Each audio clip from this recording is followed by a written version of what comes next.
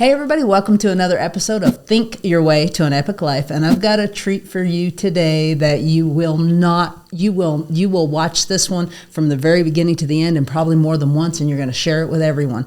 This is amazing. It is a story of overcoming addiction, of turning your life 180 degrees completely around from being a taker to being an absolute servant of everyone around you. Let's go. So, Duane, can you start us off kind of from the beginning? What was life for you as a child? Yeah, of course. Thank you so much for asking me to be here and to be sharing all this with you guys. I'm honored. I grew up in Santa Fe, New Mexico. I had a great childhood, and I wanted for nothing. I had parents that worked really hard. My dad was a mechanical contractor. I have vivid memories of him and having dirt, like permanent layers of dirt in his hands from working in the mud, and really busting his butt to provide for our family. And if I wanted a new pair of shoes, I had a new pair of shoes. If I wanted to play sports, I got to play sports. And I have two younger brothers, and I didn't know it then, I know it now, but I also always had best friends growing up. My brother closest in age, his name is Michael, and he's 2 years younger than me. So I had a partner in crime, and I had someone to play with always. And there was a lot of friction in my parents' marriage, and that made things difficult around the household. We were too young and didn't have a lot of life experience yet to know what was going on. Mm-hmm. They split when I was 12 years old, which was the best thing for everybody. Both my parents found new partners and are much happier now later in life. But at that time, we didn't really know what was going on. We just knew that they weren't happy and a lot of arguments were taking place. But regardless of all that, my childhood was great. I got to play organized athletics, and I got to have friends, and I got to have sleepovers. And really, I say that just so that people know it doesn't really matter where you come from.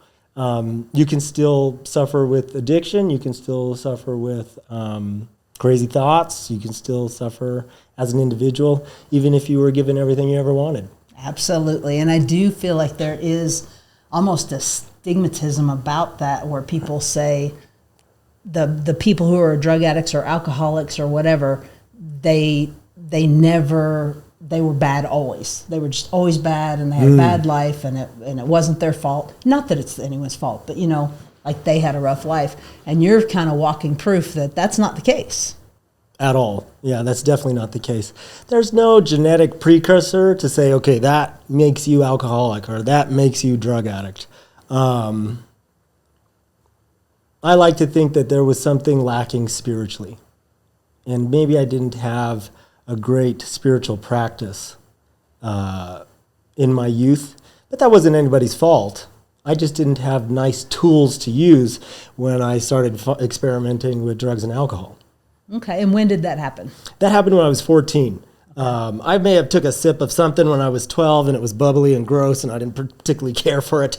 And then I do remember it being sneaky. I do remember getting a lot of cortisol and endorphins released from that sneaky behavior when I was 12.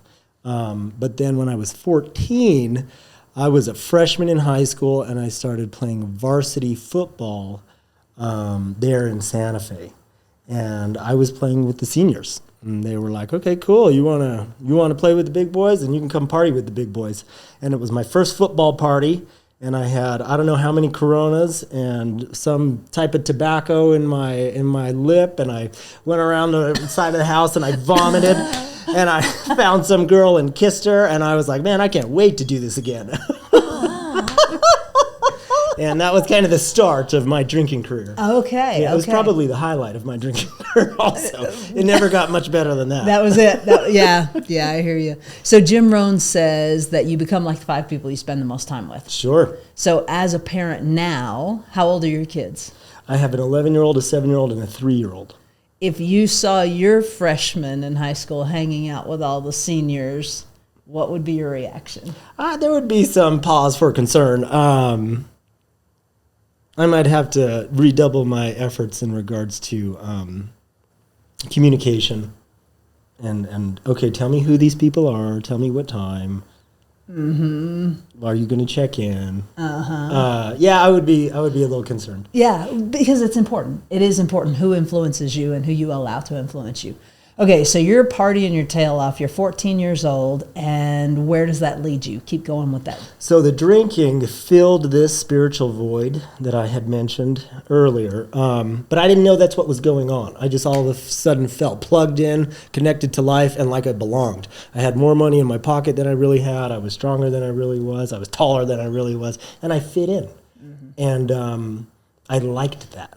Sure. So I started seeking that as often as possible. My drinking progressed very quickly. It went from that football party to, okay, every weekend we need to get drunk. And that progressed to, okay, now there's this thing called marijuana. And if you just pepper that in during the week, you can make it to the weekend, and then you can drink the way you want to drink. And so it wasn't long for me, really. The progression happened very fast, where I was drinking every weekend, but also doing marijuana every day. So did anybody notice? I was never sneaky. Everybody noticed. I've never been sneaky in my life. I've been many things, but sneaky is not one of them. One time I stood up out of my car, fell down, and slid. And my dad was like, how did you generate enough momentum to slide that far? You were standing and you fell and slid. So I was not a sneaky drunk. I was a fall down drunk.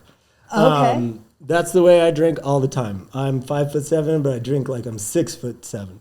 And my body can't handle that much liquor, but I tried. Oh, I got you. I got the old valiant effort. Okay. Yes. So how did mom and dad and your brothers, how did it impact them? You know, that's a loaded question. I know that it terrified them, and I know now I'm very, very lucky and grateful to have experienced long-term recovery and done the necessary work to peel back the layers of that question. Mm-hmm. It affected them in many ways, very heavy ways. My parents were terrified. My mom was extremely worried. Sure. She didn't know how to help her son. She didn't know how to save her son. These are the people that I hurt the most with my drinking. We learned very early in recovery program that my drinking is really just a symptom of what's really going on. And what's really going on is I'm selfish and self-centered. I'm suffering from a spiritual malady. And alcohol makes that go away immediately. Drugs make that go away immediately for a little while. It's a strategy. It's just a losing strategy. It's not a long-term solution to this selfish and self-centeredness. And when I engage the substance, that simultaneously engages my ego. You could call it the part of my shadow self.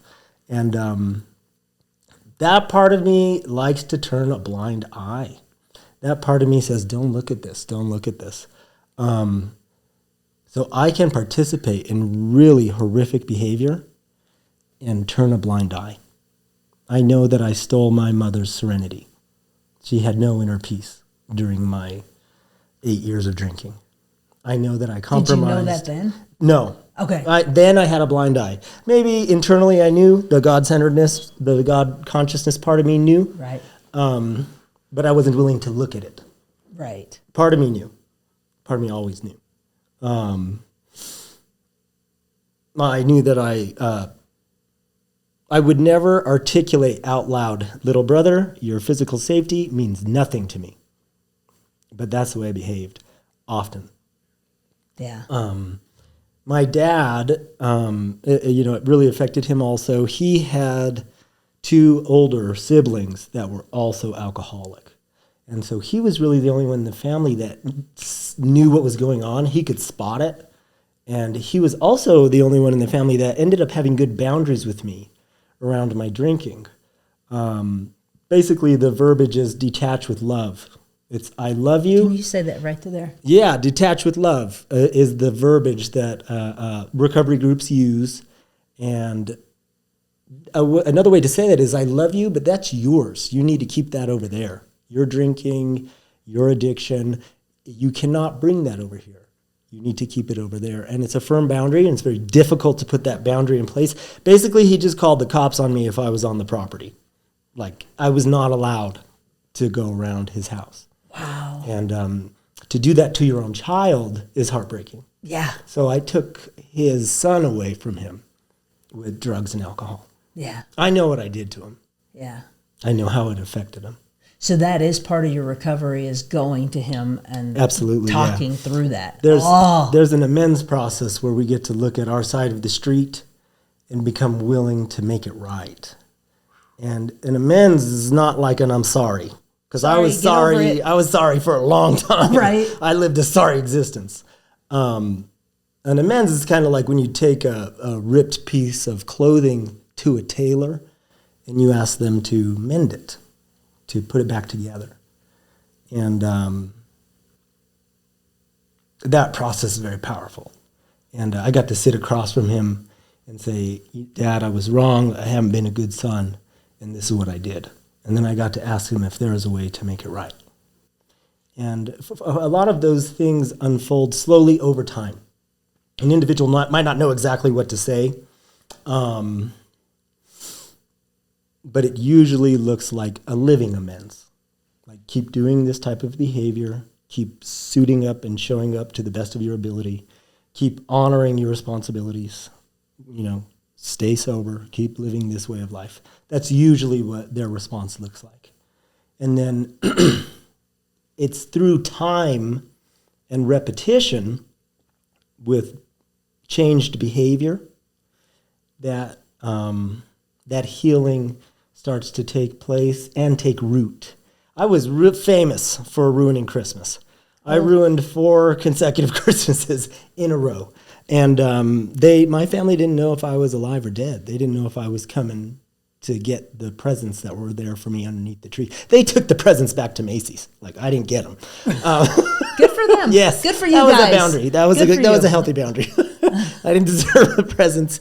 It took equally as long to start rebuilding trust around the holidays. It took 4 consecutive sober Christmases with changed behavior for my family to start not watching me. Like, okay, what's he going to do? When's he going to go off? We're ready. It took as long to start repairing those relationships. Yeah. And guys, I can relate. Some of you may know, may not know, I lost my sister 3.5 years to alcoholism after a horrible battle. And so every holiday in my entire life was ruined because I had 2 alcoholic parents. And it's something about the holidays. What is that? What is that with addicts that on the holidays it's just heightened? Eckhart Tolle might call it your pain body. It's residual pain that lives inside of me. And when I'm around the people, we say, why does your family know how to press your buttons? It's like, well, because they installed them. That's who I got my insecurities from. No, I don't want to be the victim of my parents' behavior. However, when the pain body of me runs into the pain body of my sibling, and we only see each other these 4 times a year around major holidays, it's like a little ignition. It's like, okay, boom, let's put some fire on, or let's put some gasoline on the fire. And that's one reason. It's just a heavy time too. Like, that's a traditional time to party. And so if I don't know how to handle my partying, things get out of hand often around the holidays. So we call those heavy times. We call those times to redouble our efforts in recovery.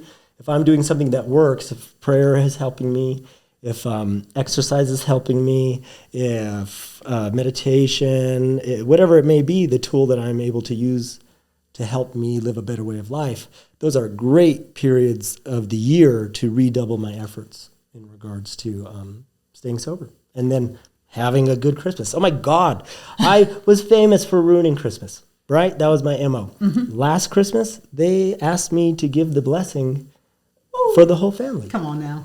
That's what I'm talking about right there. That's the miracle of healing that can take place. It really can. In recovery. It really can, and I've seen it over and over again. And it's rare. So what advice would you give to someone who's watching this and they're like, that's me. That's me. They don't really want to admit it, but they know that's me. what would you say to them? What's step one? You know, start. If I could give any advice to someone who's resonating with this message, I would say start seeking a solution. You know, start at least being willing to crack the door open to, maybe there's an answer for me. Maybe there's a solution for me. Maybe thousands of people have already walked through this door before me, and I'm not really doing anything new. I'm just getting humble enough to try what they did. And, you know, an admission, the analogy that I really like for admission is like a movie ticket. And let's say I have to admit that I have this problem. I like the analogy of a movie ticket when it comes to admitting something, because I give the movie ticket to the guy at the movies and he rips it, and on the ticket it says admit 1, and he lets me in. Like, I get let into the theater. So I got to let in to my innermost self the fact that I have this deal, I have this issue, I have this addiction. And if I can't do that, there's no hope for me recovering or being willing to try enough different behavior to change. This is for all of you. Is there anything anyone in the world could have done to have made you stop drinking? Anyone outside of you? Not for a long period of time. Like, they could put me in jail. Right. Locked you up to where you couldn't. But no, I was beyond human aid, like way beyond human aid. Yeah, girlfriends tried to sober me up. My mom tried to sober me up countless times. Judges tried to sober me up. Parole officers tried to sober me up. Counselors tried to sober me up. None of that ever worked. I tried to sober me up. That didn't work either. So I had to get in touch with something bigger than myself that could help solve this problem. I didn't understand, man. They told me right away, and it made zero sense to me. It was like Russian. They were like, Duane, you're trying to solve something you can't solve. And I was like, I had some moxie left. I had some game. I was like, no, I'll figure it out. I can make this happen. If I just maybe only have vodka, it'll be all right. And then they're like, you had 2 bottles of vodka, man. It's still not good. And yeah, I was way beyond human aid. I had to get something other than human for help. Well, let's go there. What happened? So I got plugged into a recovery program I was sharing with you, and I'm very, very grateful for the recovery programs that are available. I 1,000% believe that they pull individuals back from the gates of insanity and death. And that was my experience. And in those recovery programs, if you get plugged into a good one, you are not alone. Like, you have guidance, and you have leadership, and you have people that have paved a path before you. Mm-hmm. And if it's a good one, they'll be willing to share with you, this is the path that worked for me. And so I got plugged in with some really good guys, and they started showing me what worked well for them. And one of the buddies that I got plugged in, his name was Bobby Gibbs, and he pulled me out of the hospital, and he told me, Duane, if you're willing to do this deal, you got to start living on principle instead of living on self. And I'm going to ask you to make decisions based on principle, and we're going to go through this process. I'm going to teach you those principles, and this will be a design for living. And if you make decisions based on those principles rather than based on your selfish inclinations, you might be okay. And if you don't, there's just a high probability that you're going to die drunk. He pulled me out of the hospital, my last drink, God willing. And I was in Taos. This is a pretty wild story. I had already been exposed to a recovery program, and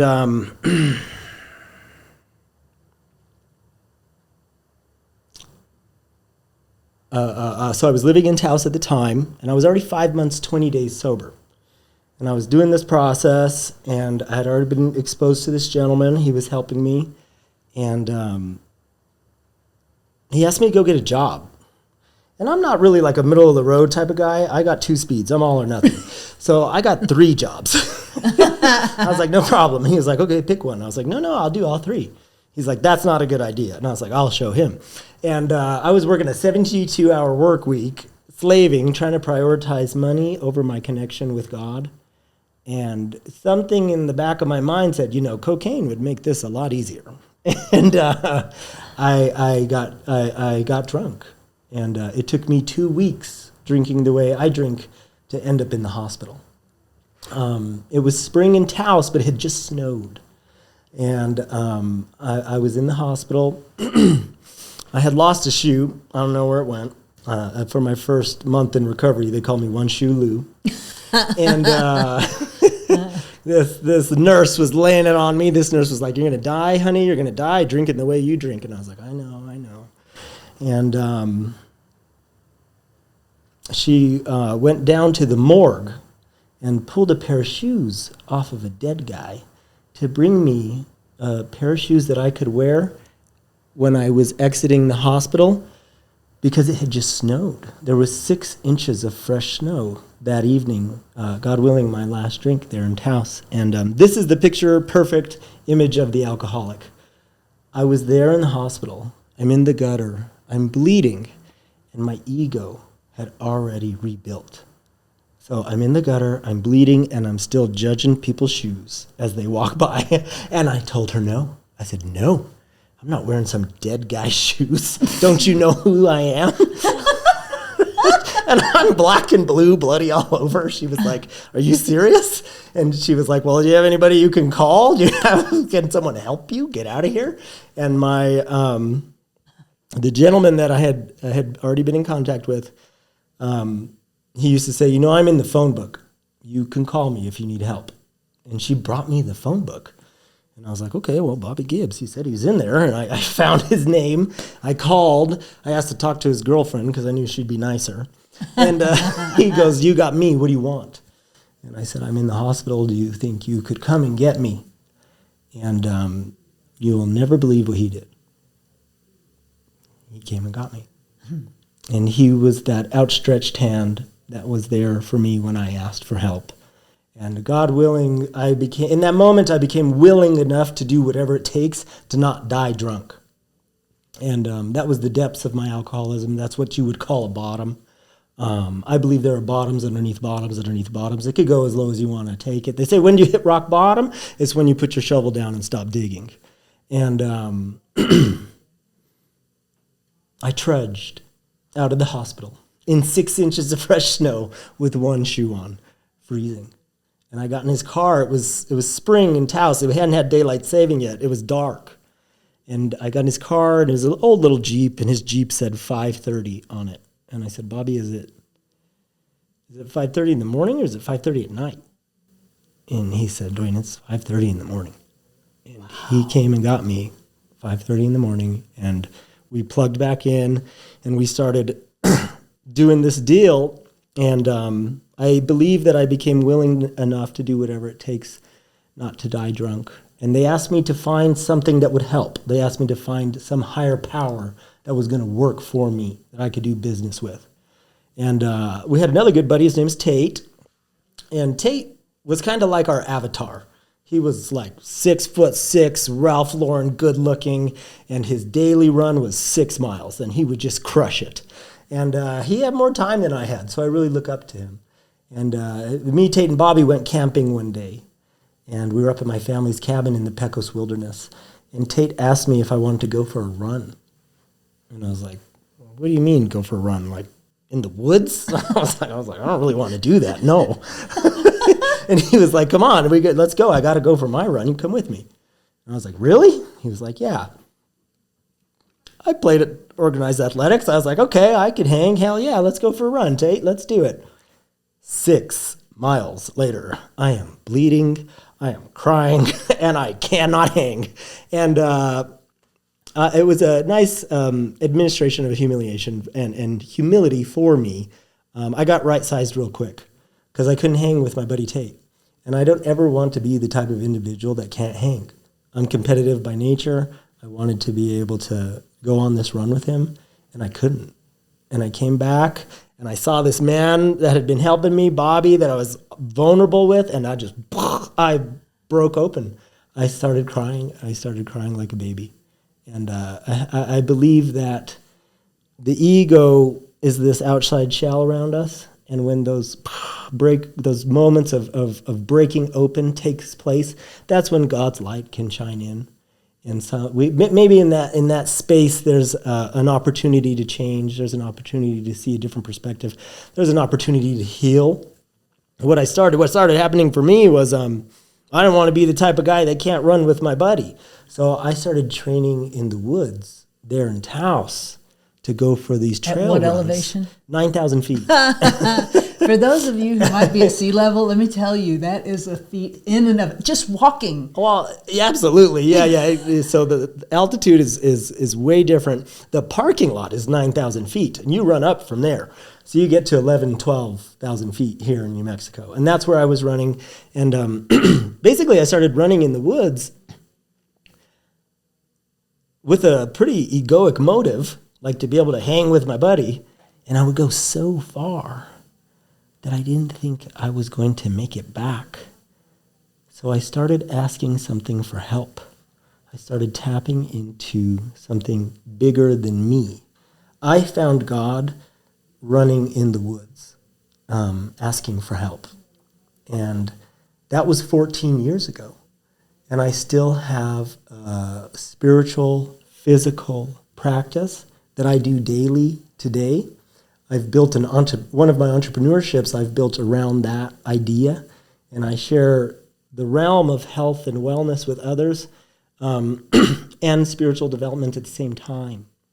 And there's something very sacred in the woods. There's something very ancient in the woods, and I got to get in touch with that while I was running, and it's really evolved from there. That's beautiful. I happen to know, just because of family history, that it is incredibly rare for someone to be able to come back from any addiction. Absolutely. Just to be able to come back and function, let alone to come back and be Duane, the man that sits before me today. What are some things that you did differently? Why you? You know, that's an impossible question to answer. I don't know why me. I know that the odds are very low, as you just said. I believe that there was a window of grace that was available for me, and I also believe that I was willing enough to step through that window. I think most people are presented with windows, they're just not willing to take it. Why? How do you talk to them?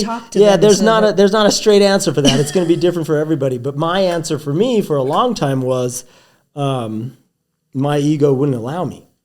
I still had some game left. I still had some moxie left. I still had some, I will figure this out. You don't know who you're talking to. I will be able to stop on my own.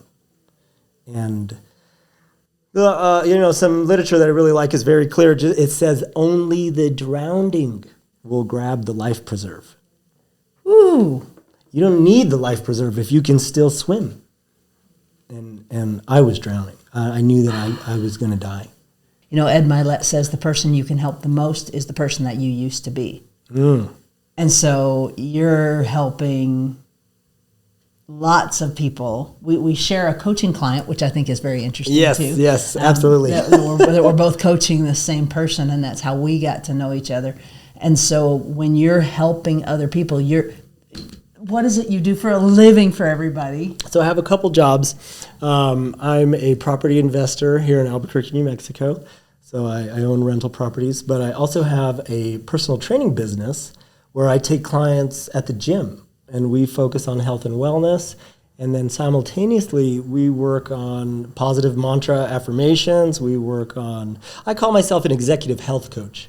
I want all areas of my client's life to expand. My business is expansion training. And I'm very interested if I get to be the part of someone's journey where they're walking through an expansion and their family life improves and their health improves and their capacity improves. Oh my God, my income improved. All of a sudden I have more energy. I can work more. I can make more. That's very rewarding for me. Isn't it? And it's phenomenal. It's phenomenal. It gives me purpose and meaning. Right. And you know, it's probably one of the best, most rewarding things you can do in life, and I think it's why we're here. Absolutely. Yeah, I would agree with you 1,000%. One of the things that I just love is the greatest avenue of existence that I have found is service to others. And that's pretty backwards to, I'm a selfish alcoholic, get the hell out of my way. It's complete 180. Yeah. It's a complete 180. Exactly. I've had a complete 180 in my life as well, different areas, but do you ever look at someone's behavior and go, oh my gosh, that used to be me? Yeah, absolutely. Right? Absolutely. If I'm present enough, that also gives me compassion. Right. And you just want to say, hey, I've been there. This isn't really what, you don't need to do this, but you can't, unless someone comes and they say, hey, I'm Duane, I need you to teach me. Yes. Because I really want you guys to hear this. One of the most offensive things in the world is unsolicited advice. And sometimes you hear from people that were struggling, well, why didn't you do anything? And why didn't you say anything? Because you weren't open to it. Mm-hmm. Right? So what advice would you give to someone who sees someone struggling and thinks that they can fix it by anything that they have to say? That's an excellent question. I was just talking to one of my clients at the gym before I came here, and I was able to share with her the greatest way to initiate change in someone else is to just be a sterling example in your own life. And maybe they'll be open enough to see you, to see your behavior, to see your transformation, to see your capacity and say, hey, I would like a little bit of what she's got. And that's one piece of advice. The other piece that has helped me tremendously, it's kind of like a prayer, kind of like a mantra. This one works great in Walmart, I tell you. I'll pray and I'll say, he too, like myself, is sick. He too, like myself, is sick. And I'll say it over and over and over. And I think that also opens a little window of compassion. Big time.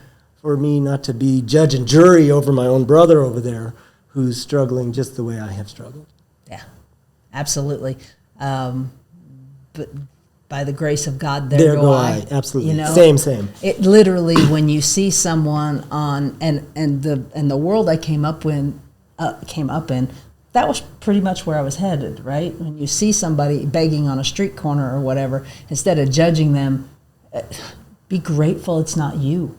Just a couple little turns of events, and it could have been you. Absolutely. And so, yeah. Wow. Okay. So, podcast, books, what do you like? Who do you recommend? What should people's mental diet be filled with? Oh, man. I love Eckhart Tolle. The Oprah series that he did on A New Earth transformed my life, so that would be a huge recommendation. Gay Hendricks, A Big Leap. Big time recommendation there. The Power of Positive Thinking as the reason I came on your podcast. Again, thank you so much for asking me. I believe that repetition is powerful enough to retrain my thinking. I believe that my thinking can revolutionize my entire life. And on average, every human being has 60,000 thoughts a day. On average, 98 to 99% of those thoughts are repetitive and unnecessary. It's the same thought I had yesterday, and it does not serve me. What's 2% of 60,000? It's 1,200. Do I think I'm going to have a good life with 1,200 good thoughts and 58,000 crappy thoughts? I'm not. Like, my life's not going to go well. I'm going to be irritable. I'm going to be discontented, and you're what's wrong with me. And to flip the script on that, I'm very interested in taking responsibility for those other 58,000 thoughts and turning them into positive affirmations, positive prayers. A prayer is a thought. Amen. A mantra is a thought. And I'm interested in getting those numbers up. Why not 3,000? Why not 10,000 positive thoughts? If I had 30,000 positive thoughts a day, I'd be floating. I'd be on the top of some mountain. Well, you kind of are. Joe, thank you for saying that. I don't take it lightly. Joe Dispenza. That's the 60,000 is Joe. So Joe Dispenza is an excellent neuroscientist that I would highly recommend. He can incorporate the biology with the spirituality, and I love that. That's what I do with my business. I'm a huge Jordan Peterson fan. That may be controversial. I don't care. I love him. A lot of people are looking for the meaning that will transcend the tragedy of their existence. Oh, woe is me. Life is so hard. And then some people are willing to shoulder as much individual responsibility as they can to be the best version of themselves that they can be for themselves, that they can be for their family, and in turn, that they can be for their entire community. Right. Come to find out, those are the same thing. When I shoulder individual responsibility that helps me, my family, and my community, I find the meaning that transcends the tragedy of existence. That's enough to pull people out of depression. That's enough to pull people out of addiction. I love Jordan Peterson. Highly recommend that. I would also recommend the Bible. Exodus is phenomenal. Genesis is great. Whatever you got to do, just seek something. I always have a podcast or something going in my ears. I have a different podcast, if I could do a little plug. Yes, absolutely. It's called Recovered Addict Podcast. Me and Jason Rigby, my buddy, he's in Florida today. We discuss addiction at a larger scope, food addiction, alcohol addiction, porn addiction, sex addiction, anything that's getting out of hand in regards to my behavior and my ego and my selfishness, and shining the light on that. And that's a great podcast. I like to listen to that. It is a great podcast. I don't want to listen to myself as like the solution, but I would recommend that. And then also, there are countless help groups and 12-step groups that are available. Mm-hmm. Now with the modern world and Zoom, there's zero excuse. Like, I can't make it to meetings. Like, actually, you could find a meeting in your living room. And so seeking some type of support group, some type of recovery if people are struggling with addiction or alcoholism. It's not something I could have solved alone. Please hear him. I mean, I know you... I will give you a personal story just so that you can really hear what he's saying. My sister at one point really did decide. She made the decision that she quit drinking. She called me. She was so excited. She was cleaning her house. She was like cleaning the walls. She was like she had made the decision. She understood that alcohol was her problem. And she decided to quit. And that was on a Wednesday. And all day Thursday, I couldn't get a hold of her. Mm-hmm. Finally, I call the cops. I say, I think my sister has taken her life. Please go check. They say, we're taking your sister to the hospital right now. I said, well, can you tell me, was she in the house or was she in the garage or what? She was in the house. Okay. It turns out she had, what do you call it? DTs. Convulsions or like she was out. Some people, guys, please hear my heart. If you're that far, do not just stop drinking. Your body cannot handle you just stopping drinking. Yeah, absolutely. Get help. Get help, right? Get somebody to help you, guide you through. And how scary must it be when I have hit the rock bottom and I have to come to you, a stranger, I don't know you, and I walk to you and I'm like, I need help, man. How do I know what gives me the courage to go tell you I need help and that you won't reject me?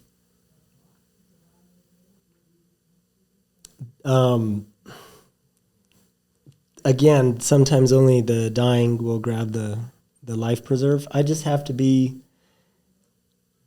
willing to do whatever it takes to try something different. And if what it takes means being vulnerable, if what it takes means being afraid, if what it takes means counterintuitive behavior, I would suggest you lean into that. I also would suggest that often, sometimes fear is kind of like a curtain. I envision fear as a brick wall. And like, I cannot get through that. That is too scary. I can't make it through that. I'm not doing it. I'm not even going to try. And it's been my experience that when I try, I don't know what's on the other side of that wall, but it's kind of more like a curtain. It's kind of like I could step through a curtain. And when I take that action, when I take that step and ask for help, 10 times out of 10, I found that it's there. Woo, 10 times out of 10, guys, seriously. And in my world, like, I would say 10 times out of 10, every time there's someone that I've really admired and appreciated and said, hey, would you be willing for me to pay for your lunch to just pick your brain? Every single time. I've never had anyone say no.